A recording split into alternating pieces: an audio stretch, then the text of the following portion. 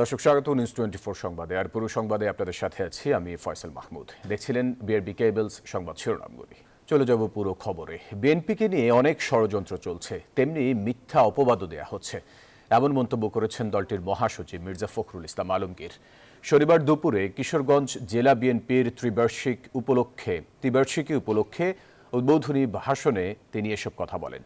মির্জা ফখরুল বলেন, কোনোদিন মাথা নত করেনি বিএনপি, তাই দল ও তাদের নেতাকর্মীদের ভয় পাওয়ার কিছু নেই বলে আশ্বস্ত করেন তিনি। বলেন, জিয়াউর রহমান ও খালেদা জিয়ার ধারাবাহিকতায় বাংলাদেশ বিনির্মাণ করবেন তারেক রহমান। তিনি আরও বলেন, উড়ে এসে জুড়ে বসেনি বিএনপি, বরং লড়াই করে এত দূর এসেছে।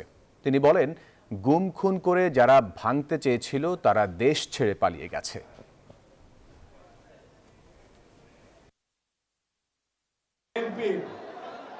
শহীদ জিয়া অমর হোক, দেশনেত্রী বেগম খালেদা জিয়া সুস্থ হয়ে আমাদের মাঝে এসেছেন। এখন তিনি আরো বেশি জীবন ফিরে পাক, আর অতি দ্রুত আমাদের নেতা তারেক রহমান আমাদের মধ্যে ফিরে আসুন, এইভাবে আমাদের গণ অভ্যুত্থানের নেতৃত্বে থাকা ছাত্রদের সরকারে আসার সিদ্ধান্ত সঠিক ছিল না বলে মন্তব্য করেছেন বিএনপি স্থায়ী কমিটির সদস্য সালাউদ্দিন আহমেদ। শনিবার রাজধানীর কাকরাইলের ডিপ্লোমা ইঞ্জিনিয়ারিং ইনস্টিটিউটে এক আলোচনায় এই মন্তব্য করেন তিনি। বলেন, গণতন্ত্রে মতানৈক্য থাকবে, তা আলোচনার টেবিলে সমাধান হবে। মিছিল মিটিং করে পিআর পদ্ধতিতে নির্বাচন বাস্তবায়ন হবে না বলেও জানান তিনি। বলেন, পিআর চাইলে তার সিদ্ধান্ত নেবে জনগণ। একই আলোচনা সভায় এনসিপি দক্ষিণাঞ্চলের মুখ্য সংগঠক হাসনাত আবদুল্লাহ বলেন, জুলাই আন্দোলনের পর সবাই যার যার রাজনীতিতে ফিরে গেছে। সরকারের সকল রাজনৈতিক দলের সমর্থনের লোক থাকলেও অন্তর্বর্তী সরকারের সব ব্যর্থতার দায় নিতে হচ্ছে এনসিপিকেই। আমরা দেখেছি মিডিয়া ট্রায়ালের মধ্য দিয়ে এনসিপির নেতাকর্মীদেরকে কিভাবে চরিত্র হনন করা হয়েছে। আমাদের বৈষম্য বিরোধী ছাত্র আন্দোলনের যেসব নেতাকর্মী রয়েছে, অনেকের চাঁদাবাজির যে বিষয়গুলো রয়েছে সেটির দায়ভারও আমাদেরকে নিতে হয়েছে। উপদেষ্টাদের যে সীমাবদ্ধতা রয়েছে সেটির দায়ভারও আমাদেরকে নিতে হয়েছে। সরকার বিরোধী মনোভাবটা সবসময় জনগণের মধ্যে থাকে। যে কোনো ব্যর্থতার জন্য প্রথমে সরকারের দিকে আঙুল তুলে, এই জন্য সরকার দায়ী। দায়ী কি দায়ী না সেটা পরে বিবেচ্য, কিন্তু সবাই বলবে সরকার দায়ী, যেহেতু দায়িত্বে সরকার। এই সরকারের দায়িত্বে আসাটা আমার মনে হয় সেটা তাদের সঠিক বিবেচনার সিদ্ধান্ত হয়নি। তাহলে আজকে প্রেসার গ্রুপ হিসাবে জাতিকে নির্দেশক হিসেবে একটা ভূমিকা তাদের থাকতে পারত। বিগত সরকার যে পরিমাণ লুটপাট করেছে তা দিয়ে 100 পদ্মা সেতু নির্মাণ করা যেত, যা বাংলাদেশের 5 বছরের বাৎসরিক বাজেটের সমান, এমন মন্তব্য করেছেন বিএনপি স্থায়ী কমিটির সদস্য ডক্টর আব্দুল মঈন খান। সকালে জাতীয় প্রেস ক্লাবে জাতীয়তাবাদী ব্যাংক বিমা পেশাজীবী পরিষদ আয়োজিত আলোচনা সভায় তিনি এসব কথা বলেন। তিনি বলেন, সমাজ থেকে দুর্নীতি উপড়ে না ফেলতে পারলে কোনো সংস্কারই কার্যকর হবে না। দুর্নীতির ফলে কেবল দেশের ধনী শ্রেণী লাভবান হয়।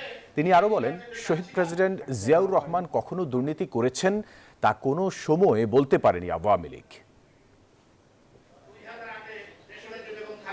যেই টাকা বিগত 15 বছরে আওয়ামী স্বৈর শাসকরা এদেশ থেকে পাচার করে লুটপাট করে দিয়েছিল, সেই টাকা দিয়ে এরকম 100টি পদ্মা ব্রিজ তৈরি করা যেত। যে $234 বিলিয়ন বাংলাদেশ থেকে পাচার করে দিয়েছিল আওয়ামী লীগ, সেই টাকা বাংলাদেশের যে বাৎসরিক বাজেট 5 বছরের বাজেটের। পোষ্য কোটা নিয়ে এবার ত্রিমুখী অবস্থানে রাজশাহী বিশ্ববিদ্যালয়ের শিক্ষার্থী, শিক্ষক কর্মকর্তা এবং বিশ্ববিদ্যালয় প্রশাসন। শিক্ষার্থীরা বলছেন, কোটা পুনর্বহালের সিদ্ধান্ত বাতিল না করলে কঠোর আন্দোলন গড়ে তোলা হবে। এদিকে কোটা বাতিল করলে বিশ্ববিদ্যালয় অচল করার হুঁশিয়ারি দেন শিক্ষক কর্মকর্তারা।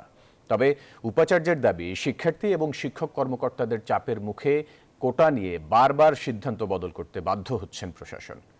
মতিউর মর্তুজার তথ্য ছবিতে ডেস্ক রিপোর্ট।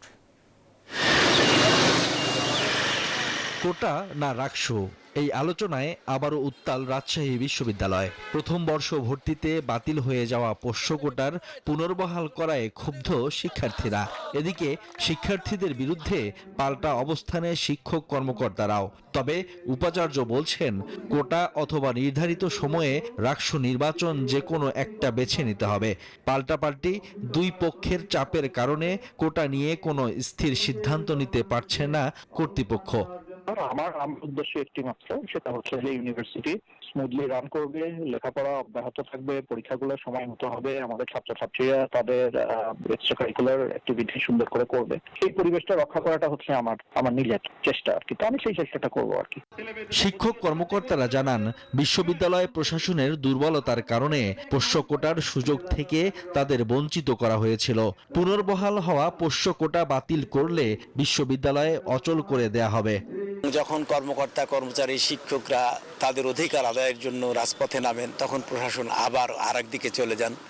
আমি মনে করি এটা প্রশাসনের দুর্বলতা। তবে কোনোভাবেই অযৌক্তিক পোষ্য কোটা মেনে নেওয়া হবে না বলে জানিয়েছেন ভোটার, প্রার্থী সহ সকল শিক্ষার্থী। নির্ধারিত সময়ে রাকসু সম্পন্ন ও কোটা পুনর্বহালের সিদ্ধান্ত বাতিল করতে হবে বলে দাবি তাদের। যদি রাকসু হয়ে যায় তাহলে পোষ্য কোটা হয়তো বা পুনরায় চালু করতে তারা হিমশিম খাবে। এই জন্য তারা চাচ্ছে যে রাকসু হওয়ার আগেই কিভাবে সেটা কার্যকর করা যায়। কোনোভাবেই পোষ্য কোটাকে যেমন আমাদের ক্যাম্পাসে পুনর্বহাল হতে দিব না। আমরা মনে করি বিশ্ববিদ্যালয় প্রশাসন এটা ইচ্ছাকৃতভাবে এটা করেছে। হঠাৎ করে আকাশ থেকে ওহী নাজিল হয়ে পোষ্য কোটা আবার পুনরায় চালু হবে, এটা আসলে কোনো মতে সম্ভব না। রাকসু নির্বাচনকে জিম্মি করে পোষ্য কোটা সহ যে কোনো অযৌক্তিক দাবি আদায় করার অপচেষ্টা প্রতিহতের ঘোষণা দিয়েছেন শিক্ষার্থীরা। Desk report, news 24। এদিকে রাকসু নির্বাচনে আচরণবিধি লঙ্ঘনের পাল্টাপাল্টি অভিযোগের মধ্য দিয়ে জমে উঠেছে প্রার্থীদের প্রচারণা। ভোটারদের মন জয়ে দিচ্ছেন নানান প্রতিশ্রুতি। প্রার্থীরা বলছেন, প্রতিটি মুহূর্ত এখন তাদের জন্য গুরুত্বপূর্ণ। তাই ছুটির দিনেও তারা মাঠ থেকে ভোটারদের দোরগোড়ায় পৌঁছে সমর্থন আদায় করছেন। শিক্ষার্থীরা জানান, অবসর দিনে প্রার্থীদের সরব উপস্থিতি নির্বাচনী উৎসবকে আরও প্রাণবন্ত করে তুলছে। তবে সবাই শান্তিপূর্ণ পরিবেশে প্রচারণা চালানোর উপর গুরুত্ব দিচ্ছেন। নির্বাচন কমিশন জানায়, একাডেমিক ও জুবেরি ভবন মিলে 9টি আলাদা ভবনে 17টি সেন্টারে মোট 990টি বুথে ভোট নেওয়া হবে।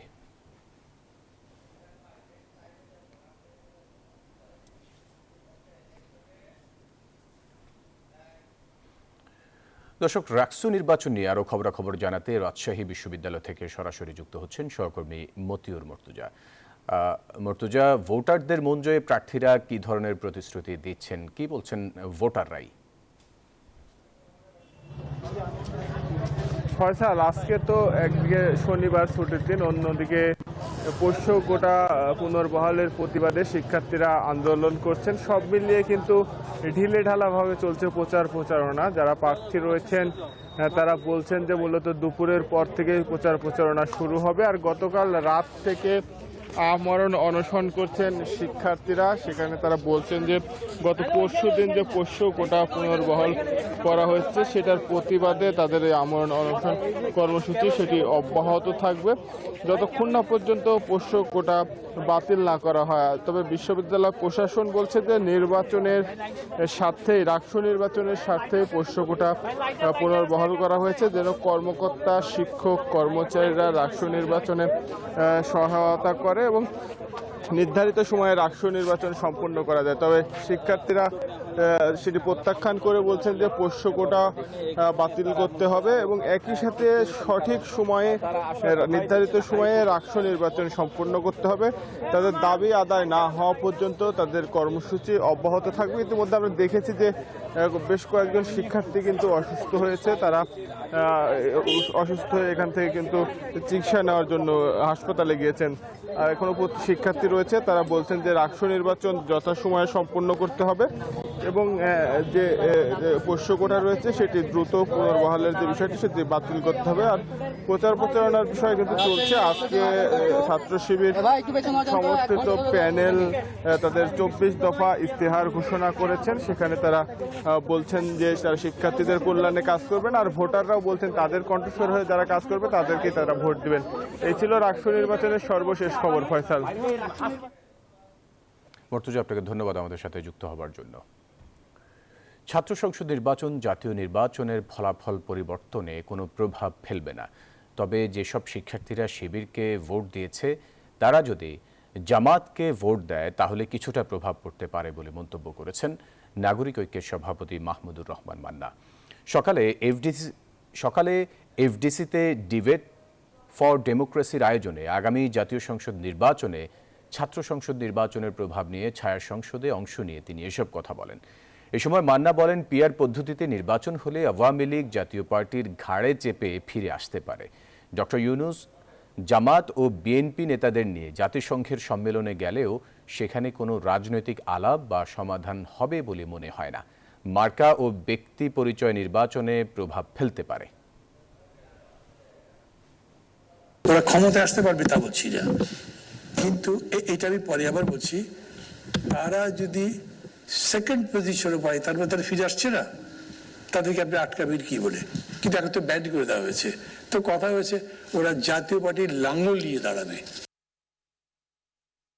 চট্টগ্রাম বিশ্ববিদ্যালয় কেন্দ্রীয় ছাত্র সংসদ এবং হল সংসদ নির্বাচনের মনোনয়ন ফর্ম জমাদান শেষ হয়েছে।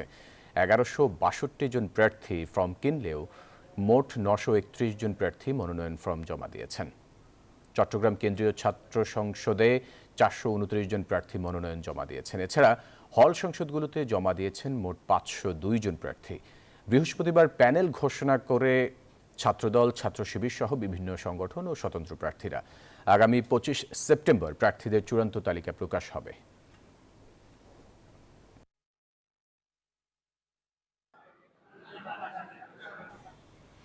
চট্টগ্রাম বিশ্ববিদ্যালয় কেন্দ্রীয় ছাত্র সংসদ নির্বাচনে অংশ নিতে 10টি প্যানেল ঘোষণা করা হয়েছে, কিন্তু শীর্ষ 2 পদ সহসভাপতি ও সাধারণ সম্পাদকে 9টি প্যানেলে কোনো ছাত্রীকে মনোনয়ন দেয়নি। কেবল একটি প্যানেল জিএস পদে এক ছাত্রীকে প্রার্থী করেছে। দর্শকের বিষয়ে বিস্তারিত জানাতে আমাদের সঙ্গে যুক্ত হচ্ছেন চট্টগ্রাম বিশ্ববিদ্যালয় থেকে সহকর্মী তামিম আহমেদ শরীফ। তামিম, প্যানেলগুলো শীর্ষ পদে নারী প্রার্থী না দেওয়ার কারণ কি? এ নিয়ে কি বলছেন শিক্ষার্থীরা?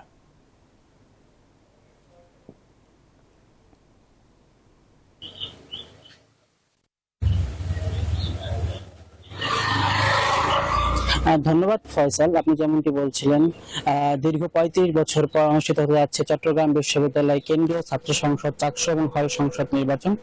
এই চাকসুকে কেন্দ্র করে আজ পর্যন্ত 12টি প্যানেল ঘোষণা করেছে। এর মধ্যে আমরা দেখি গত বৃহস্পতিবার ছিল মনোনয়ন জমা দেওয়ার শেষ দিন।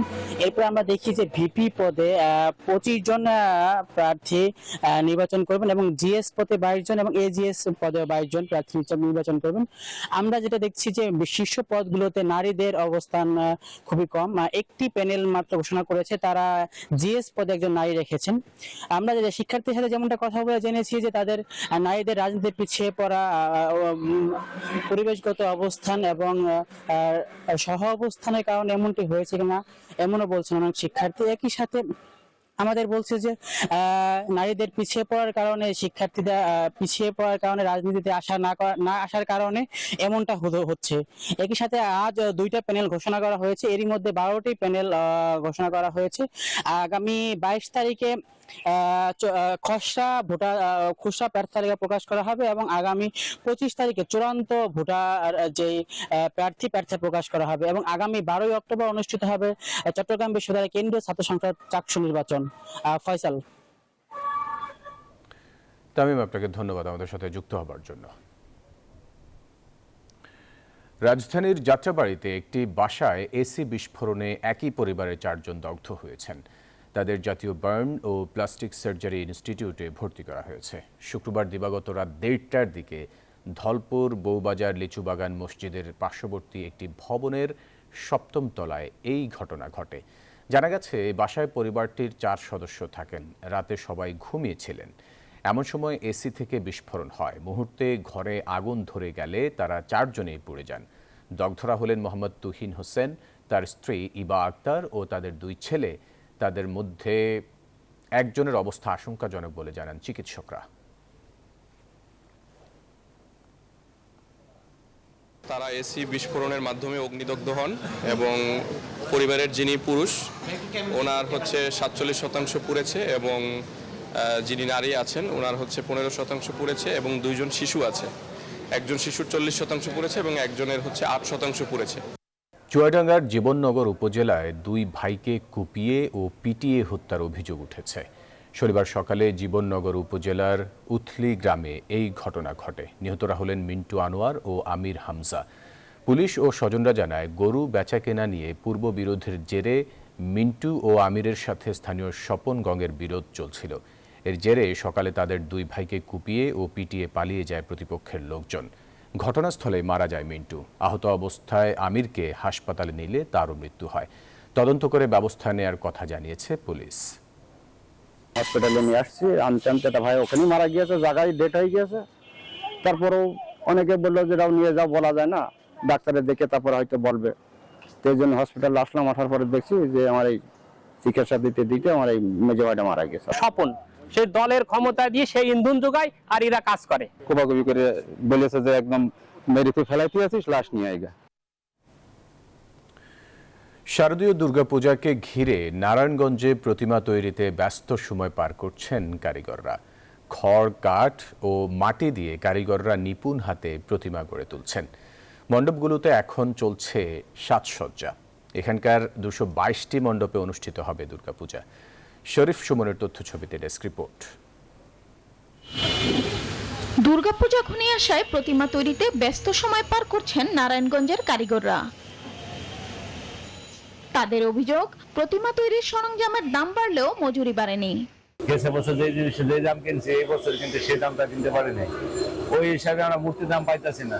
আগেও বানাইতে হইতো, এখনো তো বানাইতে হয়। ওই তুলনায় একটু করোনার পরে থেকে ওই তুলনায় একটু কমই। আমরা 27 তারিখের মধ্যে সব মন্দিরে মূর্তি পৌঁছানোর ব্যবস্থা করে দেব। এরই মধ্যে দুর্গাপূজার আগমনে পূজা মণ্ডপগুলোতে চলছে ব্যাপক প্রস্তুতি। এবার 222টি পূজা মণ্ডপে অনুষ্ঠিত হবে দুর্গাপূজা। মাকে আমরা এবার জামদানি শাড়িতে সজ্জিত করব। এটি বাংলাদেশের ঐতিহ্য, এটি নারায়ণগঞ্জের ঐতিহ্য। এই পোশাকে সজ্জিত করব। পাশাপাশি আমরা একটা কর্নার রাখবো, সেটা হচ্ছে আমাদের মা এবং শিশুদের জন্য বেস্ট ট্রেডিং রুম। জেলা প্রশাসক জানান, প্রতিটি মন্দিরে সাজসজ্জা এবং পূজার জন্য সরকারি সহায়তা প্রদান করা হবে।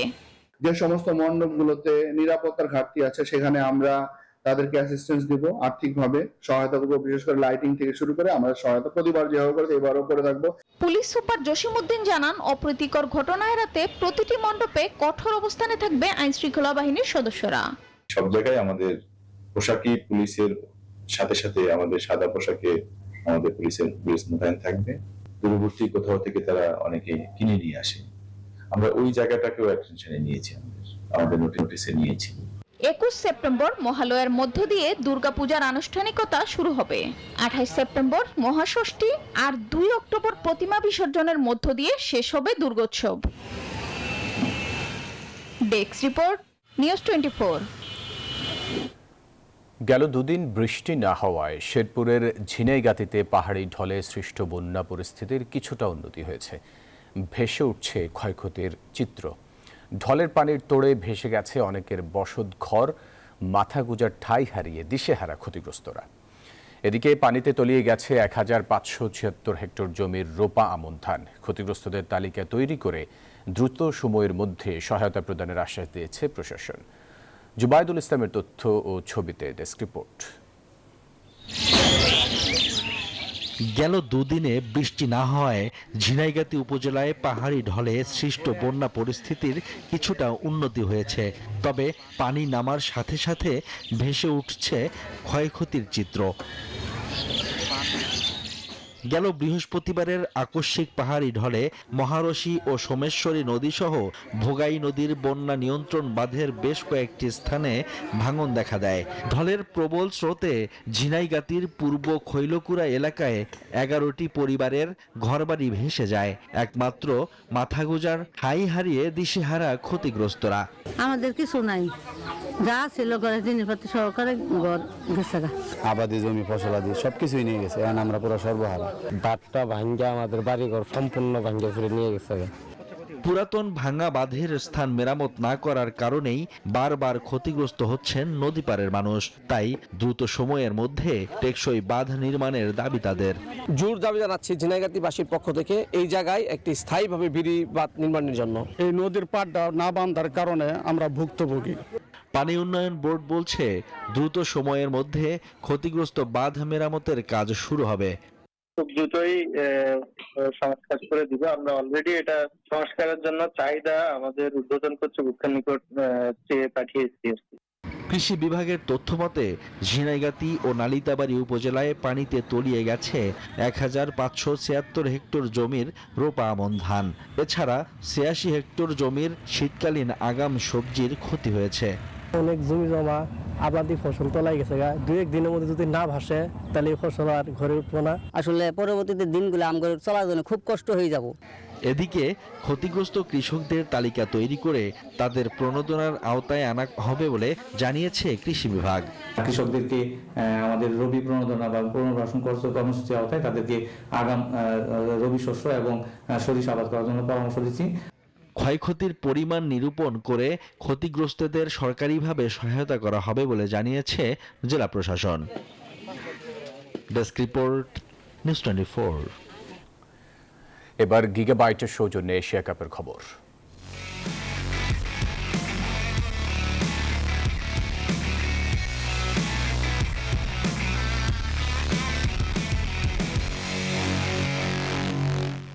এশিয়া কাপে লাইফলাইন পাওয়া টাইগাররা এবার ঘুরে দাঁড়ানোর অপেক্ষায়। শ্রীলঙ্কার বিপক্ষে সুপার 4-এর লড়াই শুরু হচ্ছে আজ।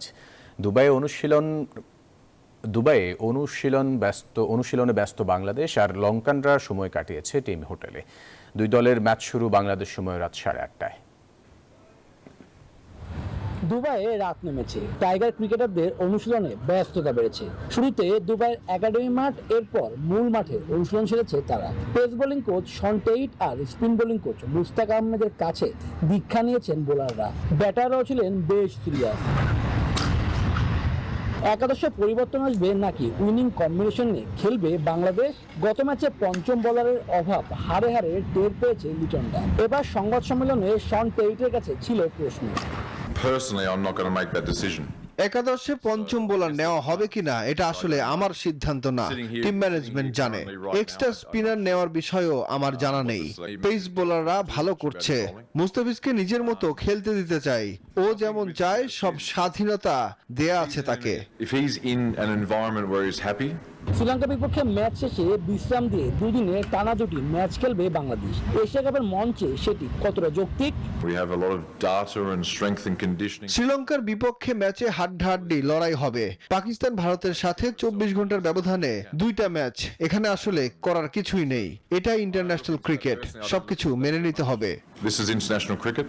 টানা খেলার কারণে এদিন শ্রীলঙ্কা মাঠে অনুশীলন করেনি, টিম হোটেলে কাটিয়েছে সময়। গ্রুপ পর্বে টানা 3 জয় লঙ্কানরাও বেশ আত্মবিশ্বাসী। তবে দলটির ব্যাটিং কোচ থিলিনা কাম্বান্দি মনে করেন দারুণ একটি লড়াই হবে। বাংলাদেশের শক্তি ও দুর্বলতা সম্পর্কে আমরা জানি। আমাদের দল আসলে দারুণ ছন্দে রয়েছে, সেটি টুর্নামেন্টের শেষ পর্যন্ত ধরে রাখতে চাই। দুবাই স্পিন স্বর্গে দু দলের ব্যবধান গড়ে দিতে পারেন ব্যাটাররা। ফাইনাল খেলার যে স্বপ্ন নিয়ে এসেছিল আরব আমিরাতে, সেই স্বপ্নের আরো একটি ধাপ শুরু হবে লঙ্কানদের বিপক্ষে। এখন সেখানে টাইগাররা কি করে সেটি এখন দেখার বিষয়। শুভদেবনাথ, নিউজ 24, দুবাই, সংযুক্ত আরব আমিরাত।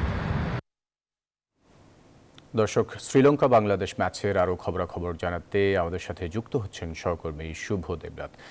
শুভ, বাংলাদেশ গ্রুপ পর্বে লঙ্কানদের বিপক্ষে হেরেছিল। আজ এই সুপার 4-এর লড়াইয়ে বাংলাদেশের জয়ের সম্ভাবনা কেমন দেখছেন? আর একাদশে কোনো পরিবর্তন হবে কিনা, ইনজুরি কোনো সমস্যা আছে কিনা?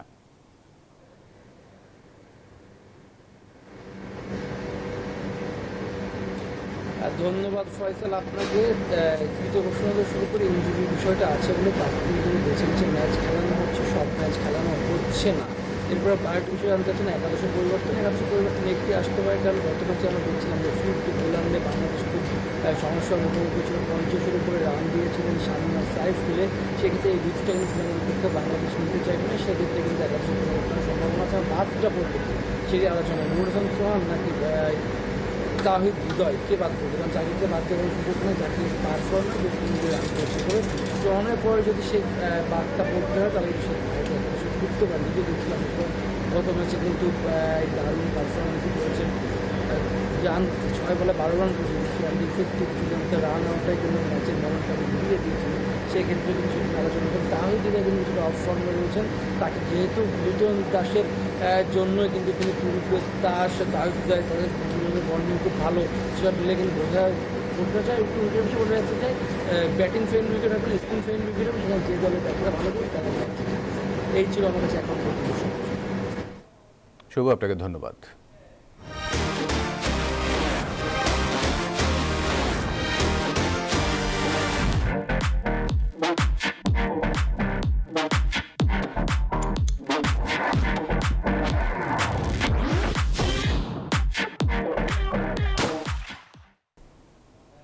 এবারে মধুমতি ব্যাংক পিএলসি অর্থ বাণিজ্য সংবাদ। উন্নত জাতি গড়তে স্বাস্থ্য এবং চিকিৎসা খাতে বেশি গুরুত্ব দিতে হবে। এছাড়া জেলা সমিতিগুলোকে ব্যক্তিকেন্দ্রিক এবং দলীয়করণ না করে সার্বিক উন্নয়নে সবাইকে কাজ করে যেতে হবে বললেন অর্থ উপদেষ্টা ডক্টর সালাউদ্দিন আহমেদ। শনিবার আইসিসিবিতে ব্রাহ্মণবাড়িয়া জেলা সমিতি কর্তৃক আয়োজিত অভিষেক ও ছাত্রবৃত্তি প্রদান অনুষ্ঠানে যোগ দিয়ে এসব কথা বলেন তিনি। 312 জন শিক্ষার্থীদের ছাত্রবৃত্তি ও সনদ প্রদান করল ঢাকাস্থ ব্রাহ্মণবাড়িয়া জেলা সমিতি, যার মধ্যে 182 জন এইচএসসি শিক্ষার্থী এবং 130 জন স্নাতক ও সমমান ক্যাটাগরিতে এই বৃত্তি ও সনদ প্রদান করা হয়।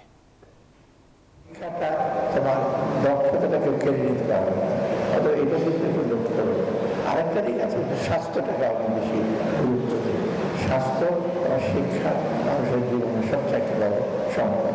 সবচেয়ে ব্যাপার নিজেরা মাননীয় সমিতি, কুমিল্লা সমিতি নিজেরা নিজেদের মতো করে নিজেদের এজেন্ডা, পার্সোনাল এজেন্ডা না করে কালেকটিভ এজেন্ডা, সমষ্টিগত যে এইটাকে একটু আপনার আগামী অক্টোবরের জন্য অপরিশোধিত পাম অয়েলের রেফারেন্স মূল্য বাড়িয়েছে মালয়েশিয়া। তবে এ বৃদ্ধির পরও রপ্তানি শুল্ক বিদ্যমান সর্বোচ্চ হার 10% বহাল থাকছে। শুক্রবার মালয়েশীয় পাম অয়েল বোর্ড এমপিওবি এক বিবৃতিতে এই তথ্য জানিয়েছে। বিশ্বের দ্বিতীয় বৃহৎ পাম অয়েল রপ্তানিকারক দেশ মালয়েশিয়া। দেশটিতে অক্টোবরে রপ্তানির জন্য পণ্যটির টন প্রতি রেফারেন্স মূল্য নির্ধারণ করা হয়েছে 4,268 রিঙ্গিত, $1,015। চলতি সেপ্টেম্বরের জন্য এই রেফারেন্স মূল্য 4,053 রিঙ্গিত। একই হারে শুল্ক আরোপ করা হয়েছে।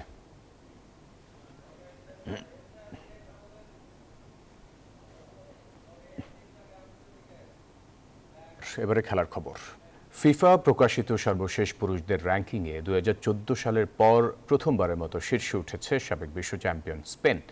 দ্বিতীয় স্থানে জায়গা করে নিয়েছে ফ্রান্স। টানা 2 বছর শীর্ষে থাকা আর্জেন্টিনা নেমে গেছে 3-এ। অন্যদিকে র্যাঙ্কিংয়ে কোনো পরিবর্তন হয়নি বাংলাদেশের। আন্তর্জাতিক ফুটবলে পুরুষদের নতুন র্যাঙ্কিং প্রকাশ করেছে ফিফা। 2014 সালের পর প্রথমবার শীর্ষে উঠেছে সাবেক বিশ্ব চ্যাম্পিয়ন স্পেন। সেপ্টেম্বরে টানা বড় জয়ে নিজেদের শক্তি জানান দিয়ে তারা 2 ধাপ এগিয়ে 1 নম্বর স্থান দখল করেছে। স্পেনের ঠিক পেছনে জায়গা করে নিয়েছে ফ্রান্স। 1 ধাপ এগিয়ে তারা এখন দ্বিতীয়। এর ফলে শীর্ষস্থান হারিয়ে টানা 2 বছর আধিপত্য ধরে রাখা আর্জেন্টিনা নেমে গেছে 3 নম্বরে। 5 বারের বিশ্ব চ্যাম্পিয়ন ব্রাজিলের জন্য এসেছে হতাশার খবর। শেষ ম্যাচে বলিভিয়ার কাছে হার তাদের র্যাঙ্কিংয়ে 1 ধাপ নিচে নামিয়েছে। 1 ধাপ অবনতির পর তাদের বর্তমান অবস্থান ষষ্ঠ, আর 6 নম্বর থেকে এগিয়ে ব্রাজিলের জায়গা দখল করেছে পর্তুগাল। আর শীর্ষ 10-এ নতুন করে জায়গা করে নিয়েছে ইতালি। সেপ্টেম্বরে ইসরায়েল ও এস্তোনিয়ার বিপক্ষে জয় এনে দিয়েছে তাদের শীর্ষ 10-এ প্রত্যাবর্তন। 1 ধাপ এগিয়ে নবম স্থানে আছে ক্রোয়েশিয়া। তবে বাংলাদেশের র্যাঙ্কিংয়ে কোনো পরিবর্তন হয়নি। আগের মতোই 184তম স্থানে রয়েছে হাবিয়ার কাবরেরার দল। সেপ্টেম্বরে নেপালের সঙ্গে গোলশূন্য ড্র করলেও অবস্থান অপরিবর্তিত। নেপালও আছে আগের মতো 176তম অবস্থানেই। ফিফার সর্বশেষ প্রকাশিত র্যাঙ্কিংয়ে সবচেয়ে বড় উন্নতি করেছে স্লোভাকিয়া। সর্বোচ্চ 10 ধাপ এগিয়ে তারা পেয়েছে সর্বাধিক 25.31 পয়েন্ট। অন্যদিকে সবচেয়ে বেশি 9 ধাপ পিছিয়েছে জিম্বাবুয়ে, আর সবচেয়ে বেশি 26.18 পয়েন্ট হারিয়েছে central African Republic. Al Mahmud Fahim, news 24। দর্শক, এই ছিল নিউজ 24 সংবাদে। আরও সংবাদ ও বিশ্লেষণ জানতে ভিজিট করুন news24bd.tv-তে। পরের সংবাদ দেখার আমন্ত্রণ রইল। এতক্ষণ সাথে থাকার জন্য ধন্যবাদ সবাইকে।